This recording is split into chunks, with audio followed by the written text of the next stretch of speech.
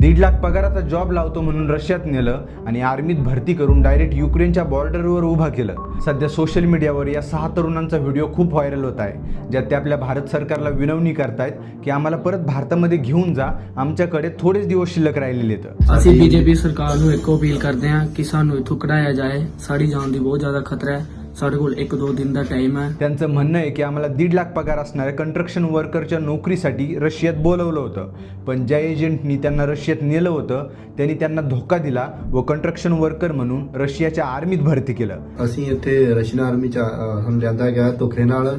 ਅਸੀਂ ਮਾਸਕੋ ਆਏ ਸੀਗੇ ਸਟੂਡੈਂਟ ਵੀਏ ਤੇ ਸਾਨੂੰ ਕੰਮ ਦਾ ਕਹਿ ਕੇ ਇੱਥੇ ਲਿਆਂਦਾ ਗਿਆ ਸੀ, ਤੁਸੀਂ ਕੱਲੀ ਹੈਲਪ ਕਰਨੀ ਆ। आणि इथं आर्मीत सुद्धा आम्हाला कसलीही ट्रेनिंग दिली नाही, जेवण पण व्यवस्थित नाहीये, तरी डायरेक्ट त्यांना युक्रेनच्या बॉर्डरवर लढण्यासाठी पाठवलं गेलंय। ਕੋਈ ਟ੍ਰੇਨਿੰਗ ਦਿੱਤੀ ਨਾ, ਕੋਈ ਚੱਜ ਨਾਲ ਖਾਣ ਨੂੰ ਦਿੰਦੇ ਆ।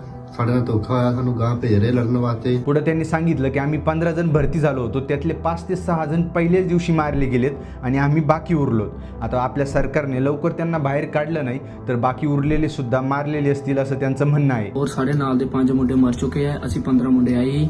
आता हा व्हिडिओ सोशल मीडियावर आल्यानंतर सरकारने लगेच एक प्रेस मीटिंग घेतली व रशियन आर्मीला व गव्हर्नमेंटला एक वॉर्निंग इश्यू केली व सांगितलं की भारतीय तरुणांना तुमच्या आर्मीमध्ये भरती करू नका व सरकारने भारतीय तरुणांना सुद्धा विनंती केली की अशा ऑफर्सला बळी पडू नका। पण सरकारने त्या 6 तरुणांना वाचवण्यासाठी काही ॲक्शन घेतली की नाही ते अजून तरी समोर आलेलं नाहीये आणि असं घडण्याची ही पहिलीच वेळ नाहीये।